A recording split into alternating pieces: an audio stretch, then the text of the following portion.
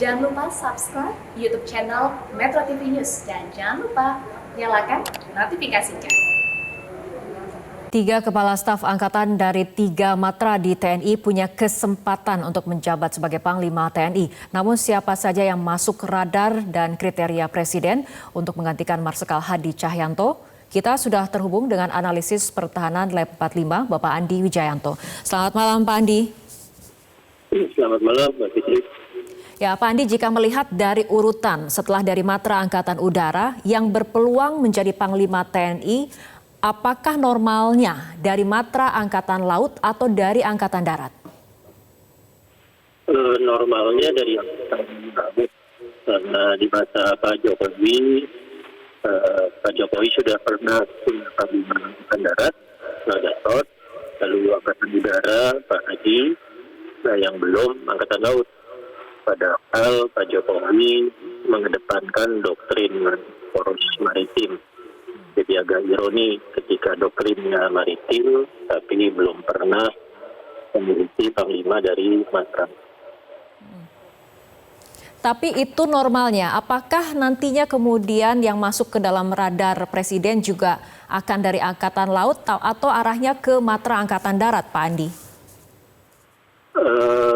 Ya, ketika misalnya Pak Jokowi memilih Pak Gatot ya, menggantikan Pak Muldoko, waktu itu banyak yang menduga bahwa ini pasti Angkatan Laut ini karena rotasi diberlakukan. Ternyata tidak.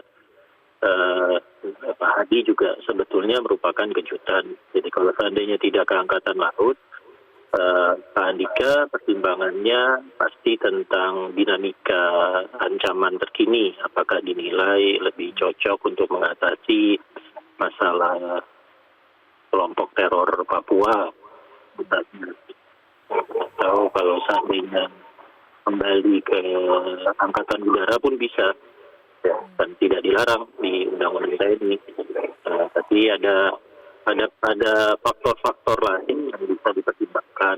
Jadi misalnya tentang kedekatan Pak Jokowi dengan perwira-perwira tinggi tersebut. Ya, Pak Hadi dekat dengan Pak Jokowi karena pernah menjadi dan Lanut Solo pada saat Pak Jokowi wali kota. Pak Andika dekat dengan Pak Jokowi karena pernah menjadi dan Pas Pampres yang jadi betul-betul ring nolnya Pak Jokowi. Wajar atau itu juga relatif dekat dan pernah jadi dan Halim. Oke, baik Pak Adi, apabila kita berbicara mengenai stabilitas politik di tahun 2024 mendatang, sorotan tentu pada membantu penanganan pemilu. Nah, siapa menurut Anda yang paling tepat jika berbicara mengenai faktor ini? Kita akan membahasnya, tapi kita ikuti jeda berikut terlebih dahulu.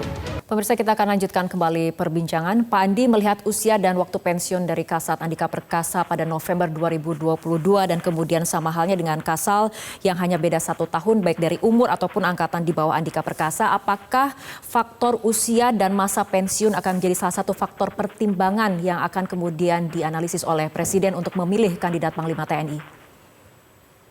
Ya pasti, apalagi kalau Presiden mempertimbangkan pemilu 2024.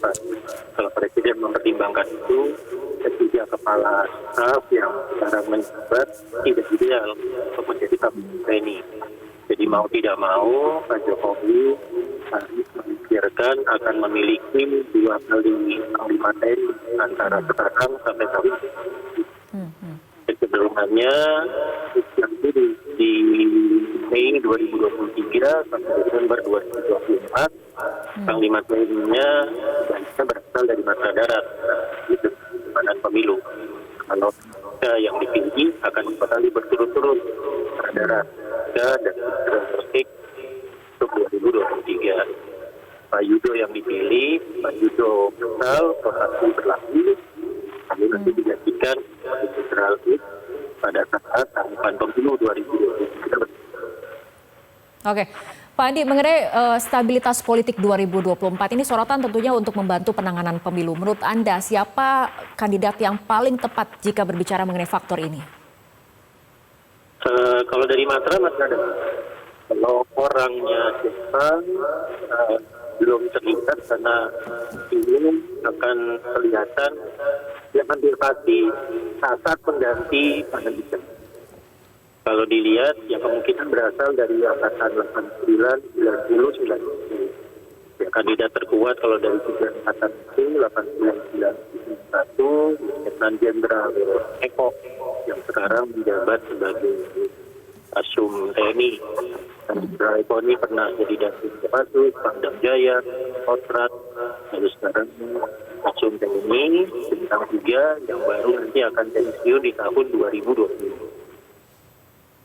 Oke, Pak Andi, apabila kita lihat tadi dan dari pendekatan ataupun pertimbangan rotasi antar matra, regenerasi kepemimpinan militer, stabilitas politik 2024, artinya dari pandangan Anda, siapa yang paling berpeluang untuk menggantikan Marsikal Hadi Cahyanto yang akan pensiun pada November tahun ini? Karena tahun politik yang belum mulai, ya tampaknya akan lebih mengutamakan rotasi dan regenerasi, jadi akan lebih berpeluang Pak Yudo untuk menggantikan Pak Hadi Cahyanto. Oke, tapi apakah Presiden sudah ada perbincangan dengan para staf kepresidenan, terutama mengenai nama dari hasil analisa para kepala staf angkatan ini? Ya kecenderungan Pak Jokowi memang meminta masukan dari berbagai pihak, ya, tapi betul-betul hanya Pak Jokowi yang tahu nanti siapa yang akan diajukan ke DPR, karena ini sepenuhnya 100% prerogatif Presiden. Oke, baik, kita akan tunggu bagaimana keputusan dari Presiden Joko Widodo siapa nama yang akan diajukan untuk menggantikan Marsikal Hadi Cahyanto sebagai Panglima TNI. Terima kasih Pak Andi Wijayanto telah berbincang bersama kami malam hari ini.